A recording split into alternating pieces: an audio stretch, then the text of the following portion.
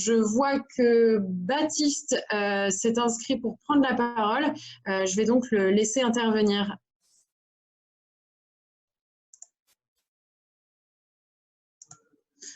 Alors.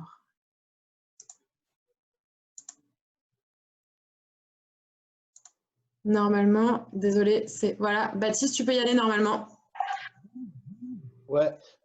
Du coup, merci beaucoup pour ces interventions de qualité. Ça dresse un vrai portrait de ce que c'est notre secteur. Moi, je retiens deux trucs principalement. Hein. C'est déjà beaucoup de dignité, et que la dignité dans cette crise sanitaire, elle est du côté en fait des collègues, elle est du côté des travailleuses, des travailleurs qui soit sont obligés d'aller au boulot et de mettre en péril leur vie, quoi, et celle de leur entourage, soit qui sont confinés en télétravail et qui subissent les attaques et du gouvernement et surtout des directions de boîte, hein, comme le disait le camarade de Grenoble sur ces nouvelles, enfin ces boîtes qui se dotent d'un nouveau syndicat depuis un an, Nexem, dont le seul but est de pouvoir écraser nos conventions collectives et nous faire toujours taffer plus, quoi. Donc la dignité. Et le deuxième truc, c'est que c'est possible de résister, quoi.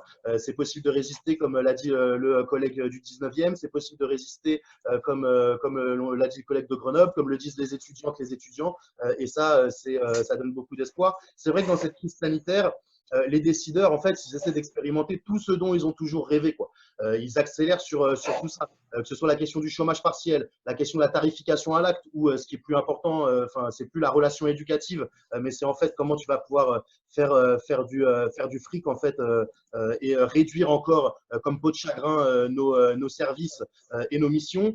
C'est réduire bien évidemment nos missions. On n'est plus du côté de l'écoute, de l'émancipation, mais juste du contrôle social. Moi, je suis éducateur de rue dans l'agglomération grenobloise, et les seuls trucs pour l'instant que nous demande le financeur, c'est de faire du travail de rue, non pas pour aller à la rencontre des jeunes et des familles, il nous demande de faire ça en voiture et juste pour remonter où les jeunes seraient soi-disant attroupés, quoi. Et quand on voit un peu ce qui se passe dans le 92, dans un certain nombre de cités et de quartiers populaires en termes de résistance aux violences policières, ça donne un sens un peu particulier à tout ça, voilà, et leurs autres objectifs, c'est de s'attaquer à nos congés, comme ça a été dit, c'est plus tard de nous faire travailler encore plus et de nous rendre polyvalents, voilà.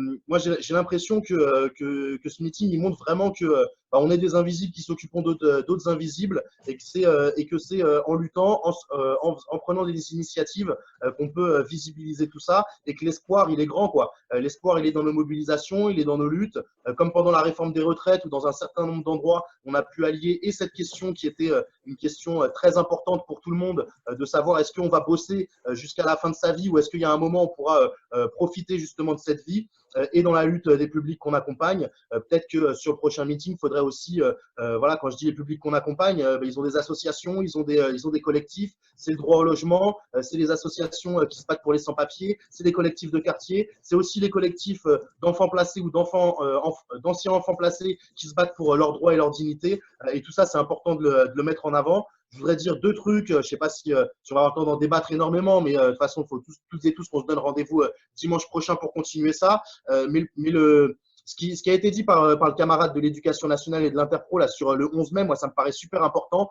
C'est pas possible en fait qu'ils réouvrent les structures s'il n'y a pas un minimum de protection pour l'ensemble des collègues. C'est pas possible qu'on nous dise après plus d'un mois et demi de confinement qu'on va pouvoir retourner bosser, se mettre en danger les jeunes, leurs familles.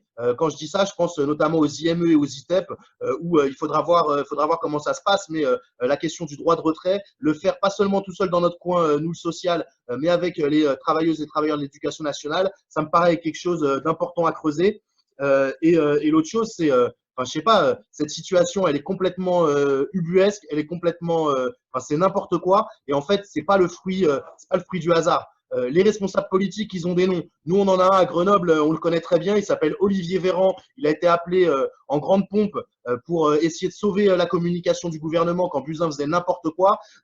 Donc voilà, ils ont des noms, c'est Macron, c'est Véran, c'est Blanquer.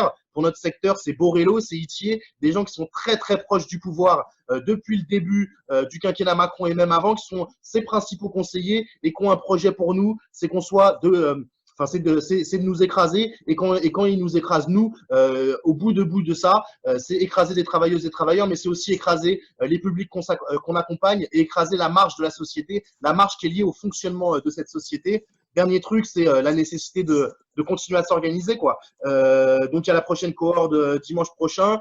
Nous, sur Grenoble, on a des assemblées générales toujours régulières pour garder le lien entre nous. Et ce qu'on se dit à chaque fois, c'est que dès que ce sera possible, il faudra qu'on sorte, il faudra qu'on exprime notre colère, que voilà. Et les liens qu'on a en ce moment, ils permettent ce truc-là. Donc, faire des assemblées locales, faire des réunions d'information syndicale ou des assemblées dans les boîtes, voilà, et continuer à se réunir, se coordonner pour agir. Et il faut dire que peut-être que là, on est un peu en galère, mais qu'il faudra leur faire mordre la poussière dès la fin de ce confinement. J'ai fini, merci.